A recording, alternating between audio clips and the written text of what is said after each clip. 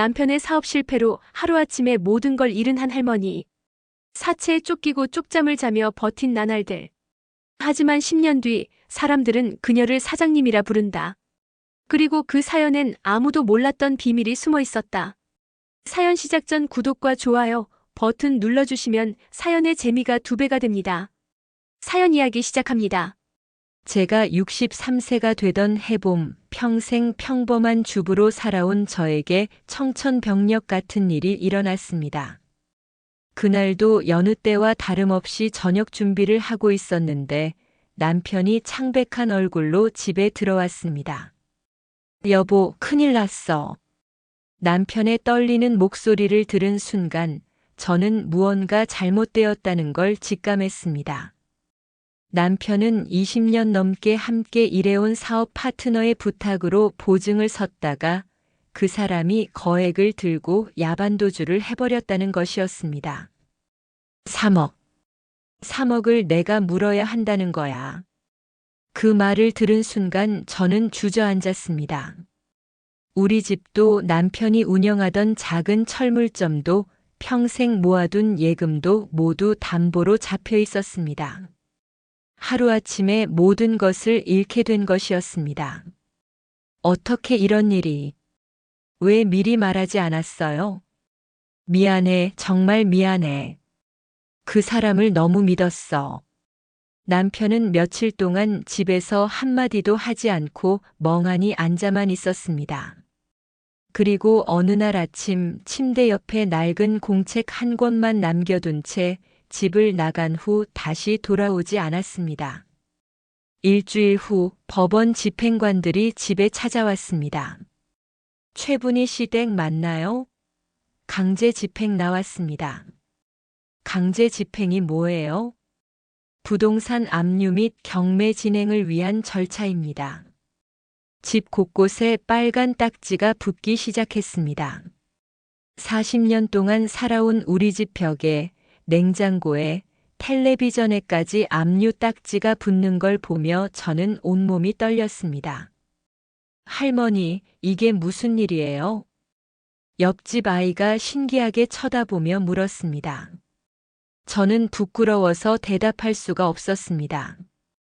더 끔찍한 일은 사채업자들이 찾아오기 시작한 것이었습니다.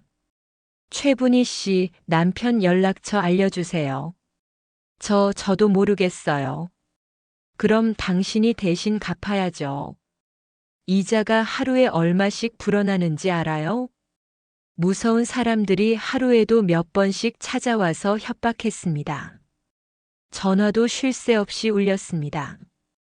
큰아들 명수가 주말에 손자를 데리고 놀러 왔습니다. 엄마, 집에 왜 이런 딱지들이 붙어 있어요? 아, 그거? 잠깐 붙인 거야. 별거 아니야. 거짓말을 할 수밖에 없었습니다. 명수는 이제 막 전세집으로 이사를 갔고 둘째 영희는 시댁 눈치를 보며 살고 있었습니다. 자식들에게 짐이 되고 싶지 않았습니다. 할머니, 이게 뭐예요? 5살 손자가 압류 딱지를 가리키며 물었습니다. 그냥 스티커야. 예쁘지? 네. 할머니 집에 빨간 스티커가 많아요. 손자의 천진난만한 모습을 보니 더욱 마음이 아팠습니다. 한 달 후 결국 집에서 쫓겨났습니다. 경매가 진행되면서 새 주인이 들어온다는 것이었습니다. 어머니, 우리 집으로 오세요. 큰 며느리가 어색하게 말했지만 저는 고개를 저었습니다. 괜찮다, 친구 집에 가서 지낼게. 정말 괜찮으세요? 응, 걱정 마. 하지만 저는 포기하지 않았습니다. 매일 밤 부동산 책을 읽고 경매 절차를 공부했습니다. 한 달 후 경매 공고가 났습니다. 감정가 2억, 최저가 1억 6천만 원이었습니다. 할머니, 정말 하실 거예요? 은행 대출 상담을 받으러 갔을 때 직원이 물었습니다. 네, 해보려고요. 담보는 뭐로 하실 건가요? 가게와 장사 수익으로요. 일단 서류를 검토해 보겠습니다. 일주일 후 대출 승인이 나왔습니다. 8천만 원까지 대출이 가능했습니다. 제가 모은 돈 8천만 원과 합치면 1억 6천만 원이었습니다. 할머니, 진짜 대단하세요. 은행 직원도 놀라워했습니다. 떡볶이 장사로 이렇게 신용을 쌓으시다니. 경매 당일 저는 떨리는 마음으로 법원에 갔습니다. 할머니, 혼자 오셨어요? 다른 참가자들은 모두 부동산 중개업자나 전문가들과 함께 온 것 같았습니다. 네, 혼자 왔어요. 처음 참가하시는 거예요? 네, 처음이에요. 아, 그러시구나. 긴장되시겠네요. 경매가 시작되었습니다. 여러 사람들이 입찰했지만 생각보다 경쟁이 치열하지 않았습니다. 건물이 너무 낡았기 때문인 것 같았습니다. 1억 6천만 원. 제가 손을 들었습니다. 1억 7천만 원. 다른 사람이 가격을 올렸습니다. 1억 8천만 원. 또 다른 사람이 더 높은 가격을 부릅니다. 제 한계는 1억 6천만 원이었습니다. 더 이상 올릴 수 없었습니다. 안 되는구나. 포기하려는 순간 신기한 일이 일어났습니다. 1억 8천만 원, 1억 8천만 원. 더 이상 없습니까? 그런데 1억 8천만 원을 부른 사람이 갑자기 포기한다고 했습니다. 1억 7천만 원, 1억 7천만 원. 더 이상 없습니까? 1억 7천만 원을 부른 사람도 포기했습니다. 1억 6천만 원으로 낙찰됩니다. 믿을 수 없었습니다. 제가 건물주가 된 것이었습니다. 할머니, 축하해요. 가게 단골 손님들이 모두 축하해 줬습니다. 할머니가 건물주가 되셨다며요? 네, 그런 것 같아요. 대단해요. 정말 대단해요. 하지만 저는 아직 실감이 나지 않았습니다. 진짜 제가 건물주가 된 걸까요? 건물을 받고 나서 보니 정말 많이 낡았습니다. 보수할 곳이 한두 군데가 아니었습니다. 할머니, 공사비가 많이 들 것 같은데 괜찮으세요? 해야죠. 이제 제 건물인데. 건물을 수리하는데 6개월이 걸렸습니다. 3천만 원 정도의 비용이 들었습니다. 1층은 제 분식집과 작은 카페로 만들었습니다. 2층은 미용실로 임대를 줬습니다. 3층은 원룸 2채로 나누어 임대했습니다. 할머니, 완전히 새 건물이 됐네요. 깔끔하고 예뻐요. 리모델링을 마치고 나니 정말 새 건물 같았습니다. 미용실 월세 80만 원, 원룸 2채 각각 50만 원씩 100만 원, 총 180만 원의 월세 수익이 생겼습니다. 할머니, 이제 진짜 건물 주시네요.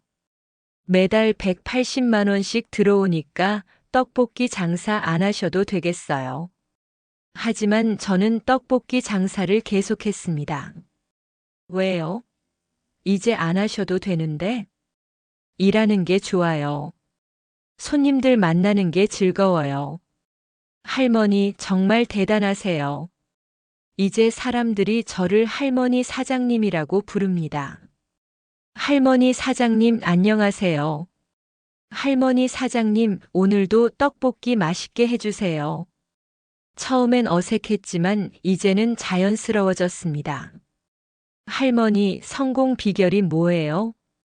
젊은 사업가가 와서 물었습니다. 포기하지 않는 것이요. 그리고 정성. 그게 다예요? 네, 그게 다예요. 성공한 후에도 저는 매달 찜질방을 방문합니다. 할머니, 누구세요? 새로 온 사람들이 신기하게 쳐다봅니다. 예전에 여기 살았던 사람이에요. 봉투에 10만 원씩 넣어서 어려운 분들에게 나눠드립니다. 할머니, 고맙습니다. 저희도 할머니처럼 성공할 수 있을까요? 당연하죠. 포기하지만 마세요. 찜질방에서 만난 분들 중에 몇 분이 정말로 일어서는 걸 봤습니다. 그럴 때마다 기뻤습니다. 5년 후 남편이 갑자기 나타났습니다. 분이야, 당신 많이 늙어 있었습니다. 머리는 새하얗고 얼굴은 야위어 있었습니다. 미안해. 정말 미안해. 이제 와서 뭐하러 왔어요? 너 소식을 들었어. 성공했다면서. 누가 그랬어요? 명수가 알려줬어. 건물주가 됐다고. 저는 복잡한 마음이었습니다. 미워했지만 동시에 남편의 공책 덕분에 성공할 수 있었습니다. 당신 공책 덕분이에요. 공책? 당신이 남기고 간 분식집 공책. 그걸로 떡볶이 장사 시작했어요. 남편은 눈물을 흘렸습니다. 내가 꿈꿨던 일을 내가 이뤄냈구나. 이제 와서 그런 말 하지 마세요. 분이야, 다시 시작할 수 없을까? 안 돼요. 이제 저는 혼자가 편해요.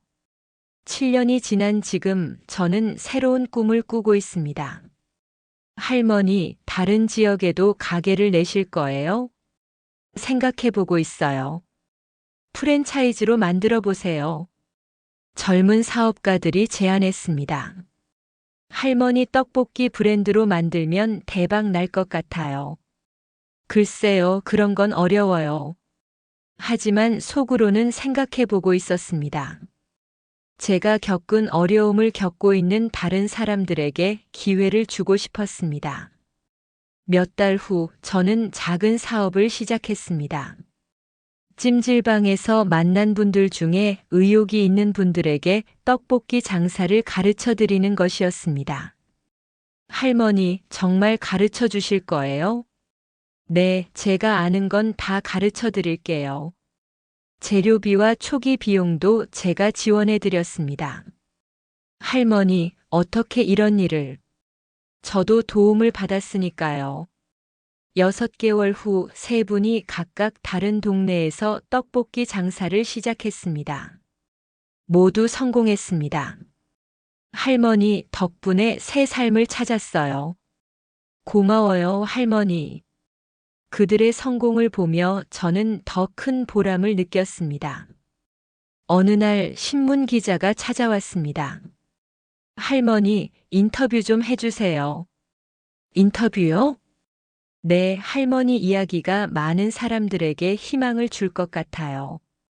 신문에 저의 이야기가 나갔습니다. 그 후로 더 많은 사람들이 가게를 찾아왔습니다. 할머니, 신문 보고 왔어요. 정말 감동적이었어요. 저도 할머니처럼 하고 싶어요. TV에서도 저를 인터뷰하러 왔습니다. 처음엔 어색했지만 제 이야기가 다른 사람들에게 도움이 된다니 기뻤습니다. 작년 제가 떡볶이 장사를 시작한 지 7년이 되는 날 단골 손님들이 깜짝 파티를 열어줬습니다. 할머니, 7주년 축하해요. 할머니 덕분에 우리도 맛있는 떡볶이 먹어요. 할머니는 우리 동네 자랑이에요. 케이크에 촛불 7개를 켜고 모두 함께 노래를 불러줬습니다. 할머니, 소원 빌어요. 저는 눈을 감고 소원을 빌었습니다. 모든 사람이 포기하지 않고 꿈을 이루길. 지금도 저는 매일 새벽 4시에 일어납니다. 더 이상 경제적으로 어렵지 않지만 이 시간이 좋아졌습니다. 조용한 새벽 혼자 육수를 우리고 양념을 만들며 하루를 시작합니다. 남편의 공책은 이제 너무 낡아서 거의 읽을 수 없지만 모든 레시피는 제 머리와 손에 완전히 배어 있습니다. 할머니, 오늘도 맛있게 부탁해요. 할머니 떡볶이 최고예요. 손님들의 웃는 얼굴을 보며 저는 매일 감사합니다. 건물 임대 수익도 좋지만 이렇게 사람들을 만나고 맛있는 음식을 만들어 드리는 일이 더 소중합니다. 큰아들 명수는 이제 저를 완전히 다르게 봅니다. 엄마 정말 대단하세요. 뭐가 대단해? 그냥 살아온 거지. 아니에요. 엄마처럼 살 수 있는 사람이 몇이나 될까요? 둘째 영희도 자주 가게에 와서 도와줍니다. 엄마, 제가 좀 도와드릴게요. 괜찮다. 엄마가 할 수 있어. 그래도 이제는 좀 쉬세요. 하지만 저는 쉬고 싶지 않습니다. 일하는 게 좋습니다. 5살이었던 손자는 이제 중학생이 되었습니다. 할머니, 친구들이 부러워해요. 뭘? 할머니가 건물주라고 하니까 완전 신기해해요. 그래? 네. 그리고 할머니 떡볶이 진짜 맛있다고 해요. 그럼 친구들 데려와. 맛있게 해줄게. 정말요? 와, 감사해요. 손자가 친구들을 데리고 오면 저는 특별히 더 정성스럽게 만들어줍니다. 제가 떡볶이 장사를 가르쳐 준 분들이 모두 성공했습니다. 할머니, 저희도 이제 작은 가게를 얻었어요. 정말요? 축하해요. 할머니 덕분이에요. 그분들이 성공할 때마다 저는 제가 성공했을 때보다 더 기뻤습니다. 할머니, 저희가 성공한 비결은 할머니처럼 포기하지 않은 거예요. 그리고 정성. 맞아요, 정성. 지금 생각해보니 63세에 모든 것을 잃었을 때가 진짜 시작이었습니다. 그때까지 저는 그냥 평범하게 살았습니다. 남편에게 의존하고 자식들만 키우며 살았습니다. 하지만 혼자가 되고 나서야 제가 뭘 할 수 있는지 알게 되었습니다. 할머니, 후회는 없으세요? 젊은 기자가 물었습니다. 후회요? 왜 후회해요? 그 나이에 그런 고생을 하셨으니까요. 고생이 아니라 새로운 시작이었어요. 정말 그렇습니다. 63세의 새로운 인생이 시작된 것입니다. 모든 것을 잃었을 때 사람들은 끝이라고 했습니다. 하지만 저는 그때부터 진짜 제 인생을 살기 시작했습니다. 꿈은 늦게 꿔도 늦지 않습니다. 포기하지 않은 마음이 결국 한 채의 건물이 되었습니다. 그리고 그 건물은 단순히 부동산이 아닙니다. 절망에서 희망으로, 빚더미에서 새로운 시작으로 이어진 제 인생의 증명서입니다. 이제 저는 매일 감사합니다. 힘들었던 그 시간들조차도 감사합니다. 그 시간들이 있었기에 지금의 저가 있으니까요. 그리고 무엇보다 아직도 매일 새벽 4시에 일어나 떡볶이를 만들 수 있다는 것이 감사합니다. 건강하게 일할 수 있고 사람들을 만날 수 있고 꿈을 이룰 수 있어서 감사합니다. 인생은 언제든 새로 시작할 수 있습니다. 나이는 숫자일 뿐입니다. 중요한 것은 포기하지 않는 마음입니다. 저는 오늘도 새벽 4시에 일어나 떡볶이를 만들며 새로운 하루를 시작합니다. 그리고 내일도 모레도 계속할 것입니다. 왜냐하면 이것이 제 꿈이고 제 삶이고 제 행복이니까요. 갈 곳은 없었습니다. 5만 원짜리 지갑과 남편이 남긴 공책, 그리고 작은 여행 가방 하나가 전부였습니다. 결국 저는 동네 찜질방으로 향했습니다. 입장료 8,000원을 내고 들어가니 밤새 잠잘 곳은 해결되었습니다. 찜질방 안에는 저 같은 사람들이 많았습니다. 일용직 아저씨들, 집 나온 아주머니들, 갈 곳 없는 할머니들. 할머니, 처음 보는 얼굴이네요. 옆자리 아주머니가 말을 걸어왔습니다. 네, 오늘 처음 와봤어요. 여기 살림살이가 편해요. 샤워도 되고 밥도 먹을 수 있고. 그 아주머니는 벌써 3개월째 찜질방 생활을 하고 있다고 했습니다. 남편이 도박빚을 지고 사라진 후 집을 잃었다는 것이었습니다. 처음엔 자식들한테 말할까 했는데 괜히 걱정만 끼치겠더라고요. 맞아요. 저도 마찬가지예요. 그렇게 저는 찜질방 생활을 시작했습니다. 낮에는 밖에서 일하고 밤에는 찜질방에서 자는 생활. 매일 밤 찜질방 휴게실에서 남편이 남긴 공책을 읽었습니다.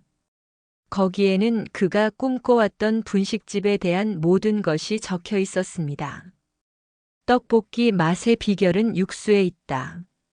멸치 50지, 다시마 10지, 양파 1개, 대파 2대를 넣고 30분간 끓인다.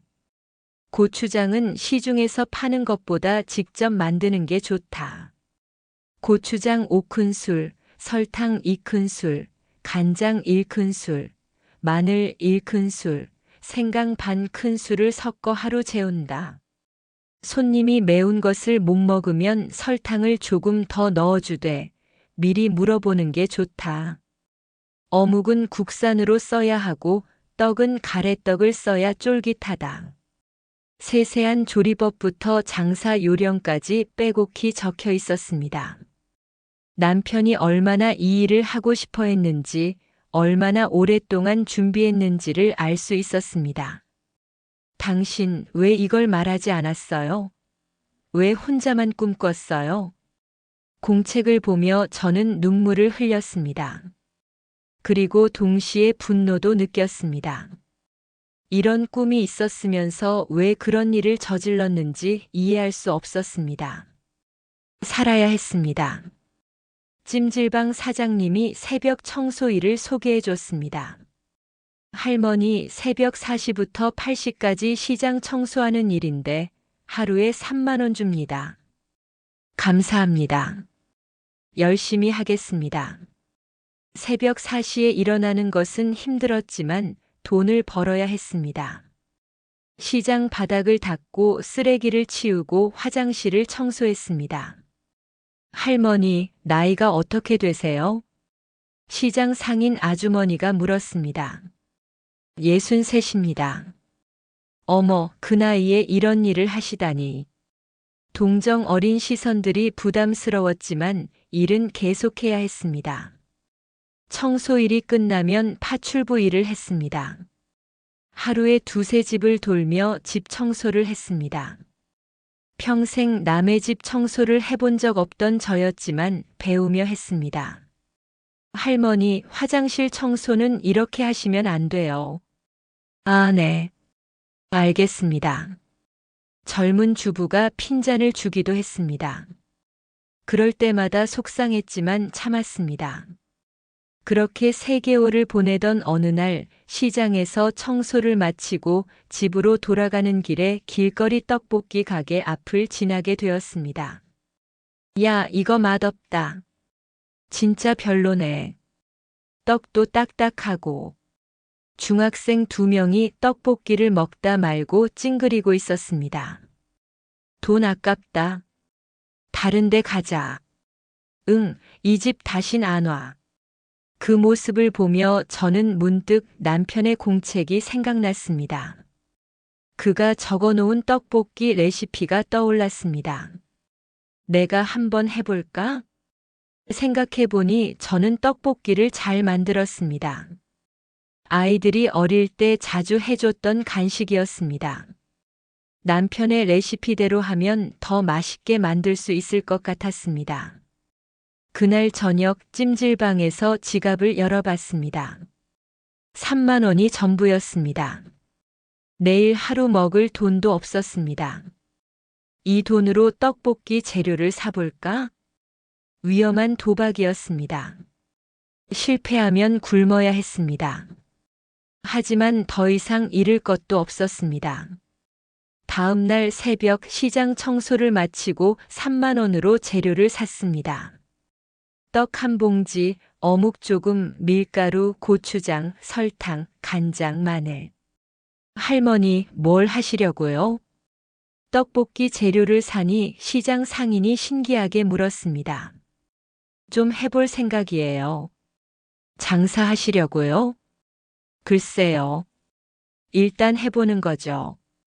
시장 입구 한쪽 모퉁이에 작은 상자 하나를 놓고 휴대용 가스레인지를 빌려서 떡볶이를 만들기 시작했습니다. 남편의 공책을 펼쳐놓고 그대로 따라했습니다. 먼저 멸치 육수를 우렸습니다. 멸치 50지, 다시마 10지, 양파 1개, 대파 2대를 넣고 30분간 끓였습니다. 할머니, 뭐 하세요? 지나가던 사람들이 신기하게 쳐다봤습니다. 떡볶이 만들어요. 여기서 팔아요? 네, 한번 해보는 거예요. 양념장도 공책에 적힌 대로 만들었습니다. 고추장 5큰술, 설탕 2큰술, 간장 1큰술, 마늘 1큰술, 생강 반 큰술을 섞어서 하루 전에 재워둔 것을 썼습니다. 떡을 넣고 끓이니 향긋한 냄새가 퍼졌습니다. 할머니, 얼마예요? 지나가던 아주머니가 물었습니다. 3,000원이요. 하나 주세요. 첫 번째 손님이었습니다. 떨리는 손으로 종이컵에 떡볶이를 담아드렸습니다. 어머, 맛있네요. 어디서 배우셨어요? 그냥 예전부터 만들어 왔어요. 진짜 맛있어요. 내일도 나와요? 네, 나올 생각이에요. 다음 날도 그 다음 날도 같은 자리에 나갔습니다. 처음엔 하루에 서너 개 정도만 팔렸지만 점점 손님이 늘어났습니다. 할머니, 어제 떡볶이 먹었는데 완전 맛있었어요. 중학생 아이가 친구 둘을 데리고 왔습니다. 정말요? 고마워요. 친구들한테도 자랑했어요. 여기 떡볶이가 진짜 맛있다고. 그래? 그럼 친구들 것도 맛있게 만들어 줄게. 아이들은 제가 만든 떡볶이를 먹고 엄지손가락을 들어 보였습니다. 할머니, 이거 진짜 맛있어요. 다른 데보다 훨씬 맛있어요. 매일 올 거예요. 그 아이들이 제 첫 번째 단골 손님이 되었습니다. 한 달 후 제 떡볶이 앞에는 항상 사람들이 줄을 서기 시작했습니다. 할머니, 여기 떡볶이집 완전 맛있다며? 어디? 시장 입구에? 응, 할머니가 직접 만드시는데 진짜 맛있어. 가보자. 입소문이 입소문을 불렀습니다. 학생들부터 시작해서 직장인들, 주부들까지 모든 연령대의 사람들이 찾아왔습니다. 할머니, 비법이 뭐예요? 특별한 건 없어요. 그냥 정성껏 만드는 거죠. 육수 맛이 남다른데요. 멸치 육수를 직접 우려서 그래요. 다른 집이랑 확실히 달라요. 사람들의 칭찬을 들을 때마다 가슴이 뿌듯했습니다. 남편이 남긴 공책 덕분이었습니다. 6개월 후 제 떡볶이 가게는 이 동네 명물이 되었습니다. 멀리서도 사람들이 찾아왔습니다. 할머니, SNS에 올라온 거 보고 왔어요. 젊은 사람들이 사진을 찍으며 말했습니다. SNS가 뭐예요? 인터넷에서 사람들이 맛있는 집을 소개하는 거예요. 할머니 집이 완전 유명해졌어요. 그래요? 고마워요.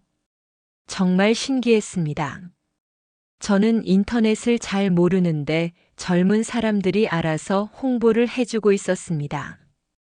하루에 200개씩 팔리는 날도 있었습니다. 새벽 4시부터 오후 6시까지 쉬지 않고 일했습니다. 할머니, 너무 무리하지 마세요. 단골 손님들이 걱정해 줬습니다. 괜찮아요. 일하는 게 즐거워요. 정말 즐거웠습니다. 63년을 살아오면서 이렇게 보람을 느껴본 적이 없었습니다. 1년 후 저는 용기를 내어 시장 안작은 점포를 임대했습니다. 보증금 500만 원, 월세 50만 원이었습니다. 할머니, 진짜 가게 차리시는 거예요? 네, 이제 비 맞으면서 장사할 필요 없겠어요. 축하해요. 단골 손님들이 모두 축하해 줬습니다. 가게 오픈 날에는 꽃다발도 많이 받았습니다. 할머니, 드디어 실내에서 장사하시네요. 따뜻한 곳에서 먹을 수 있어서 좋아요. 좁은 가게였지만 테이블 4개를 놓으니 실내에서 식사할 수 있었습니다. 가게가 안정되면서 메뉴를 늘려볼 생각을 했습니다. 남편의 공책에는 떡볶이 외에도 다른 분식 메뉴들이 적혀 있었습니다. 김밥은 단무지와 당근을 많이 넣어야 아삭한 맛이 난다. 라면은 물이 끓기 전에 면을 넣어야 더 쫄깃하다. 순대는 직접 만든 것보다 좋은 업체 것을 사서 파는 게 낫다. 하나씩 시도해 봤습니다. 김밥, 라면, 순대. 모든 메뉴가 인기를 끌었습니다. 할머니, 여기는 뭘 먹어도 맛있어요.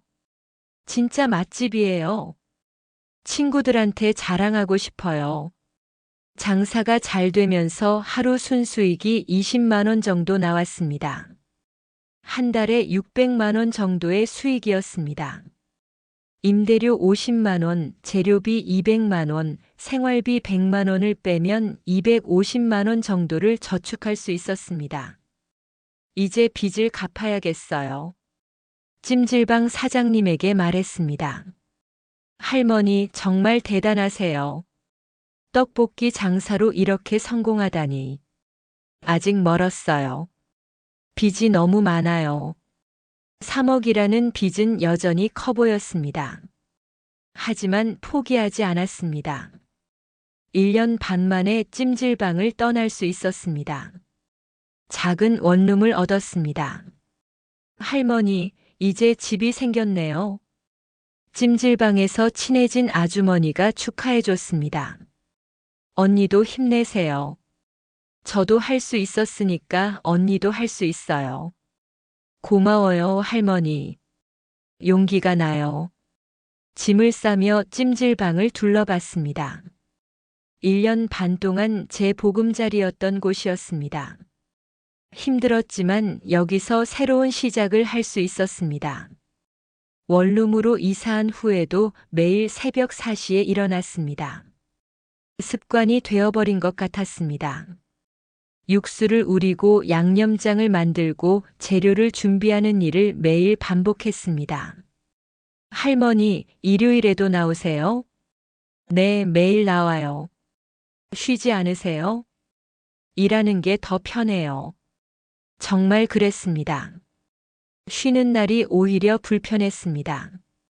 손님들을 만나는 게 즐거웠습니다. 2년 후 큰아들 명수가 가게에 찾아왔습니다. 엄마, 여기서 장사하신다고 들었는데. 명수야. 어떻게 알았니? 동네 사람들이 모두 알고 있더라고요. 떡볶이가 맛있다고. 명수가 떡볶이를 먹어보더니 눈이 휘둥그레졌습니다. 엄마, 이거 진짜 맛있어요. 언제 이렇게 잘 만들게 됐어요? 원래 할 줄 알았는데 이제야 제대로 하는 거지. 엄마, 죄송해요. 그동안 몰랐어요. 괜찮다. 이제 알았으니까. 둘째 영희도 나중에 찾아와서 눈물을 흘렸습니다. 엄마, 혼자 이런 고생을 하시다니. 왜 말씀 안 하셨어요? 말해봤자 너희들만 걱정될 텐데 뭐. 이제는 도와드릴게요. 아니야, 엄마가 혼자 할 수 있어. 자식들이 도와주겠다고 했지만 저는 혼자 하고 싶었습니다. 제 힘으로 이룬 것이 더 의미가 있었습니다. 3년째 되던 해 놀라운 소식을 들었습니다. 할머니, 저 건물 경매 나온다는데 아세요? 단골 손님이 제 가게 앞 주차장 건물을 가리키며 말했습니다. 어느 건물요? 저 낡은 상가 건물이요. 주인이 빚을 못 갚아서 경매로 넘어간대요. 그 건물은 제가 매일 보던 건물이었습니다. 3층짜리 낡은 상가였는데 1층은 주차장으로 쓰고 있었습니다. 경매가 얼마나 될까요? 글쎄요, 1억 5천 정도 될 것 같은데요. 1억 5천. 저는 그 건물을 유심히 바라봤습니다. 위치가 정말 좋았습니다. 사람들이 항상 지나다니는 곳이었고 대중교통도 편리했습니다. 내가 저 건물을 살 수 있을까? 혼자 중얼거려 봤습니다. 3년 동안 모은 돈이 8천만 원 정도 되었습니다. 대출을 받으면 1억 5천만 원 정도는 마련할 수 있을 것 같았습니다. 할머니, 설마 그 건물 사려고 하는 거 아니에요? 단골 손님이 농담조로 말했습니다. 왜요? 안 될까요? 어머, 진짜 생각하고 계세요? 글쎄요, 한번 생각해 보는 거죠. 할머니, 그 건물 너무 낡았어요. 보수비가 많이 들 거예요. 그래도 위치는 좋잖아요. 위치는 좋죠. 사람들이 많이 다니는 곳이니까. 저는 도서관에 가서 부동산 관련 책을 빌려봤습니다. 경매에 대한 책도 읽어봤습니다. 상가 건물 투자의 핵심은 입지입니다. 사람들이 많이 다니는 곳, 대중교통이 편리한 곳이 좋습니다. 책에서 읽은 내용이 그 건물과 정확히 일치했습니다. 할머니, 무슨 책 읽으세요? 도서관에서 만난 아주머니가 물었습니다. 부동산 공부해요. 어머, 투자하시려고요? 네, 생각해보고 있어요. 대단하세요.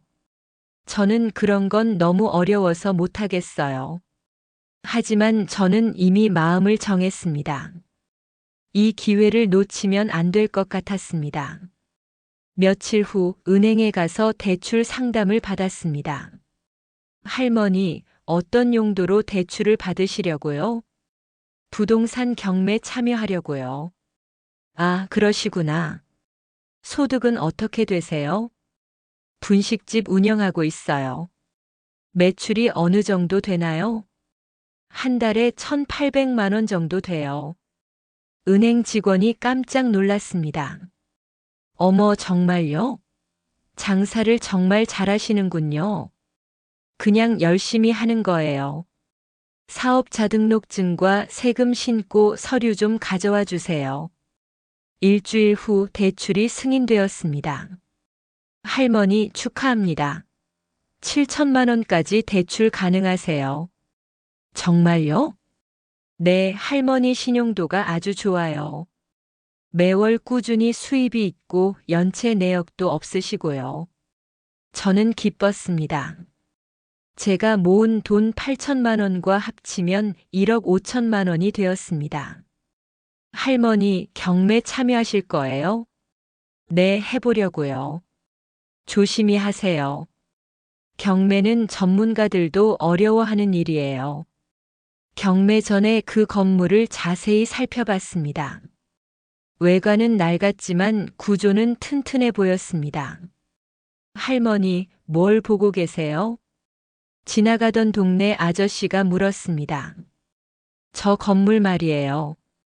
경매 나온다는데 어떤 것 같아요? 아, 저 건물? 위치는 정말 좋죠. 사람들이 항상 지나다니는 곳이니까. 그럼 괜찮을까요? 리모델링만 잘하면 괜찮을 것 같은데요. 할머니가 사려고 하세요? 생각해보고 있어요. 할머니 대단하세요. 그 나이에 그런 도전을 하시다니. 드디어 경매 당일이 왔습니다. 법원 경매실은 생각보다 조용했습니다. 할머니, 처음 참여하시는 거예요? 옆에 앉은 중년 남자가 물었습니다. 네, 처음이에요. 어떤 건물이세요? 동상가 건물이요. 아, 그 건물. 저도 관심 있게 봤는데 너무 낡았어요. 그래도 위치는 좋잖아요. 위치는 좋죠. 하지만 리모델링 비용이 많이 들 거예요. 경매가 시작되었습니다. 제가 관심 있던 건물 차례가 왔습니다. 감정가 2억 원, 최저가 1억 6천만 원으로 시작합니다. 1억 6천만 원. 저는 떨리는 목소리로 외쳤습니다. 1억 7천만 원. 다른 사람이 가격을 올렸습니다. 1억 8천만 원. 또 다른 사람이 더 높은 가격을 불렀습니다. 제 예산은 1억 5천만 원이었습니다. 더 이상 올릴 수 없었습니다. 1억 8천만 원. 더 이상 없습니까? 경매사가 물었습니다. 포기하려는 순간 신기한 일이 일어났습니다. 죄송합니다. 포기하겠습니다. 1억 8천만 원을 부른 사람이 갑자기 포기했습니다. 1억 7천만 원. 더 이상 없습니까? 1억 7천만 원을 부른 사람도 포기했습니다. 1억 6천만 원으로 낙찰됩니다. 믿을 수 없었습니다. 제가 건물주가 된 것이었습니다. 경매가 끝나고 집으로 돌아오는 길, 저는 아직도 꿈 같았습니다. 할머니 축하해요. 단골 손님들이 모두 축하해 줬습니다. 할머니가 건물주가 되셨다며요? 네, 그런 것 같아요. 정말 대단해요. 하지만 이제 시작이었습니다. 낡은 건물을 어떻게 활용할지 고민해야 했습니다. 건물을 자세히 살펴보니 1층은 상가로 2층과 3층은 사무실이나 원룸으로 활용할 수 있을 것 같았습니다. 할머니, 어떻게 활용하실 거예요? 부동산 중개업자가 물었습니다. 1층은 제가 분식집하고 2층은 사무실로 3층은 원룸으로 만들까 해요. 좋은 아이디어네요. 리모델링 비용이 좀 들겠지만요. 얼마나 들까요? 한 5천만 원 정도 들 것 같아요. 다시 큰 돈이 필요했습니다. 리모델링 자금을 마련하기 위해 더 열심히 일했습니다. 하루에 14시간씩 일했습니다. 할머니, 너무 무리하지 마세요. 걱정스러운 목소리들이 많았습니다. 괜찮아요. 꿈을 이루는 길이니까요. 6개월 후 드디어 리모델링 자금을 마련했습니다. 리모델링을 시작했습니다. 낡은 건물이 서서히 변해갔습니다. 할머니, 정말 깨끗해졌네요. 공사를 지켜보던 동네 사람들이 감탄했습니다. 완전 다른 건물이 됐어요. 3개월 후 리모델링이 완료되었습니다. 1층은 깔끔한 분식집으로 2층은 사무실로 3층은 원룸 3개로 만들어졌습니다. 리모델링이 끝나자 임대 문의가 쏟아졌습니다. 할머니, 사무실 임대료가 얼마예요? 100만 원이요. 원룸은요? 60만 원이요. 사무실은 바로 임대가 되었고 원룸 3개도 한 달 안에 모두 임대되었습니다. 매달 280만 원의 임대 수익이 생겼습니다. 할머니, 이제 진짜 건물 주시네요. 임대료만으로도 생활할 수 있겠어요. 하지만 저는 여전히 1층에서 분식집을 운영했습니다. 할머니, 이제 일 안 하셔도 되는데 왜 계속 하세요?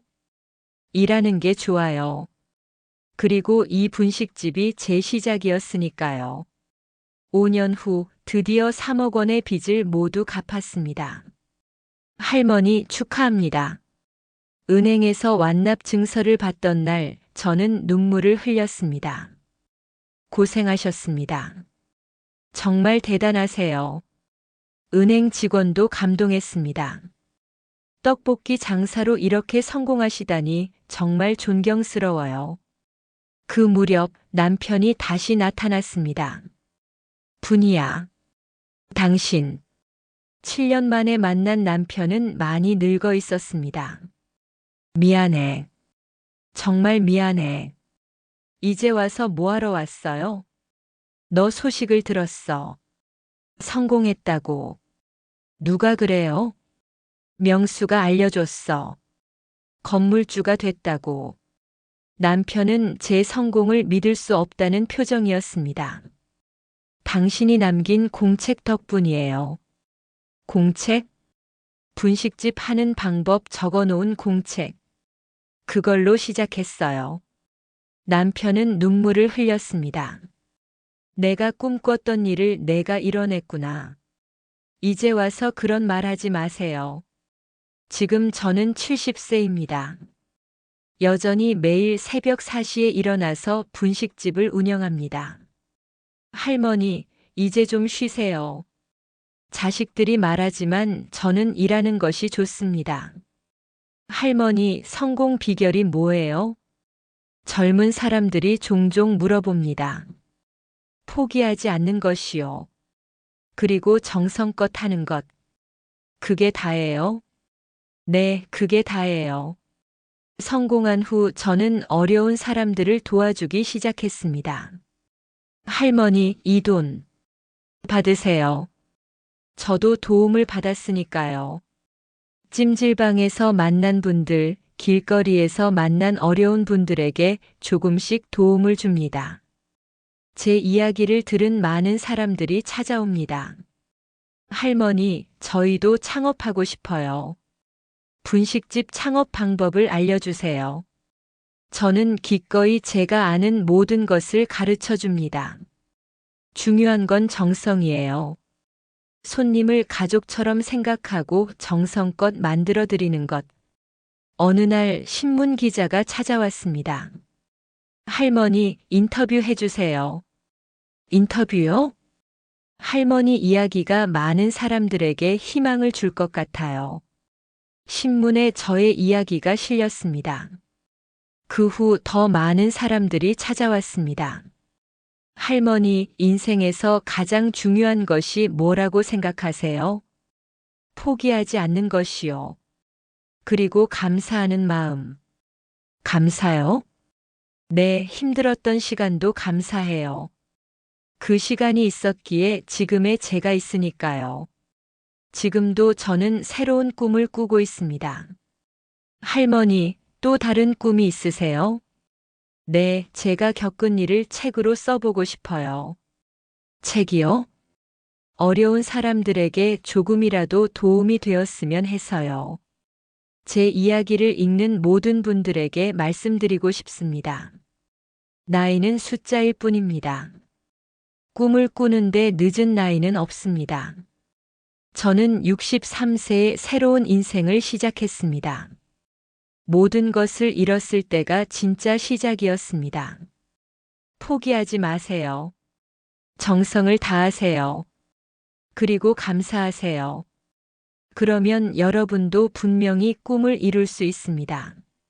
저는 오늘도 새벽 4시에 일어나 떡볶이를 만들며 새로운 하루를 시작합니다. 왜냐하면 이것이 제 꿈이고 제 삶이고 제 행복이니까요. 사연 재밌게 들으셨나요? 구독과 좋아요 잊지 마시고요. 댓글로 여러분의 생각을 나눠주세요. 다음 영상에서도 더 감동적이고 흥미로운 이야기로 찾아뵙겠습니다. 함께 해주셔서 감사합니다.